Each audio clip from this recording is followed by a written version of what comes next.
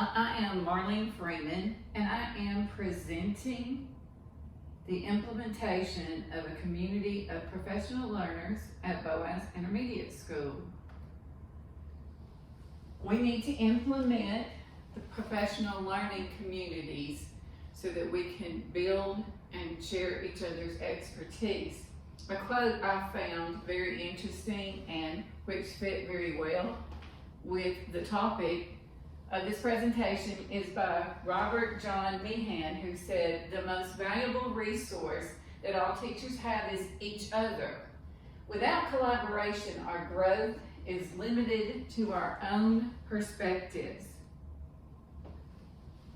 First of all, what is a professional learning community? And a professional learning community is a group of teachers who explore together, who research together. They are looking for new concepts to better help their students. They build shared knowledge in a collaborative effort. They find best practices, and they take those best practices after discussing them into their own settings to use with their students.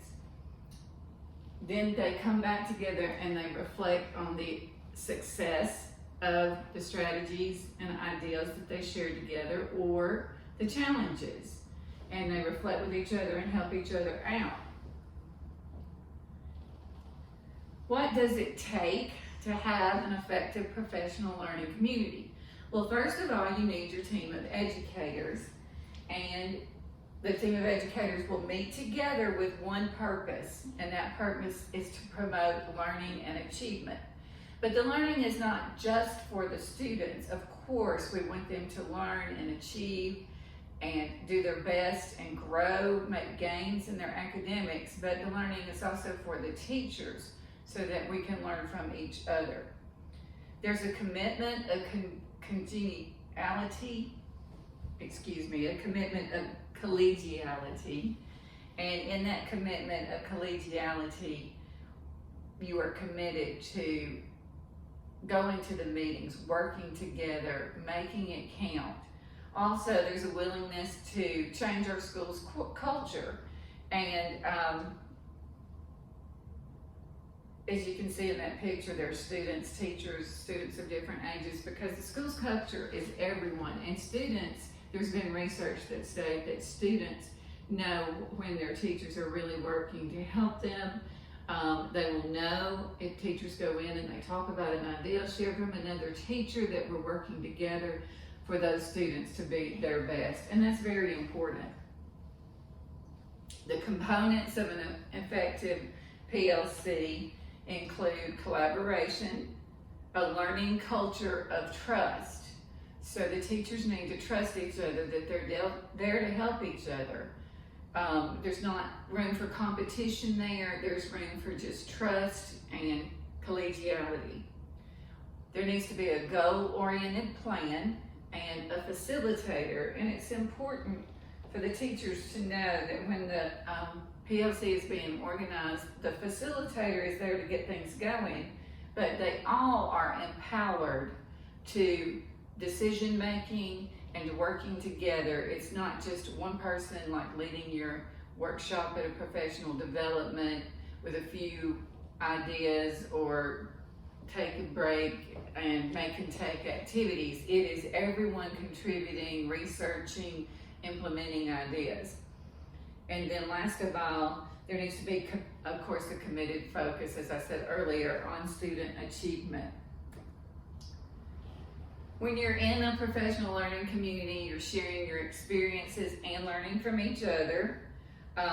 They will participate in discussing best practices, and the perspectives of each other is appreciated.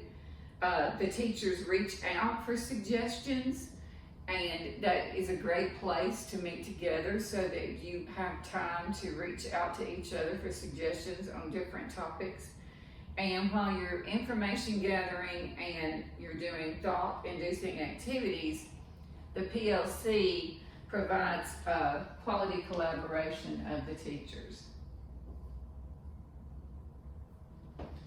One thing that's very important is that a professional learning community is driven by data. You take your student data and you go over it together as a group, and you find the areas of weakness, standards and skills that students show that they need to work on. And then the learning and discussing of what you gather from that data is very important, because then you can pick a topic, you can have a goal. That's how you set your goal for your professional learning community. And then once that you have once that you have implemented a strategy discussed that matches a standard, where there's a need from data, you'll reflect on the implementation of activities that are tried to increase the standards. All right, I meant to mention earlier on the first slide that at Boaz Elementary School, we have 17% of students with a language English proficiency plan, and 38% of our students live in a home where English is not the first language, it's their second language. So there is a new program called ELLevation, and the professional learning community idea and the topic that we're going to be addressing is using the program called ELLevation. It's used by our school and our district, or it's in its beginning stages, and it's also used by the state. And we will have professional development goals from ELLevation. We first need to understand ELLevation's mission, and ELLevation is a mission-driven company that's dedicated to helping English learners achieve their highest aspirations. Educators can access their data, and that's been around for a while. The access test that the EL students take, the data has been available through a program called InAccess, and it's from the same company, the same people that put out ELLevation. But they took teacher suggestions, and they took the data from the access scores where students were placed in their different categories, speaking and listening, writing, reading, and they provided activities and instructional resources to help promote the language and the learning of these students.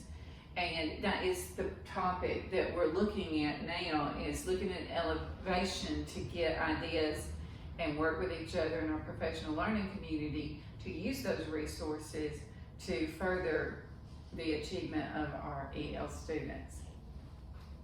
We will regularly access the EL data. It's right there on the website, and the resources effectively differentiate. And what is so good about the website is that as you pull up an instructional activity that matches a standard that your team has decided is an area of weakness for everyone, those instructional activities will be good for every student in the class. And it will take the data from your EL students, and it will show, do they need high support, do they need medium level support, or do they need light support? And what I mean by it shows the support they need is that it will list the names of students who need high support for that particular skill, which is wonderful.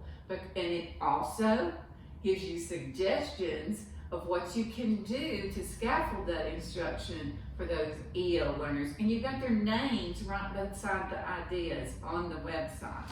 So I'm really excited about the ELLevation program that has come out.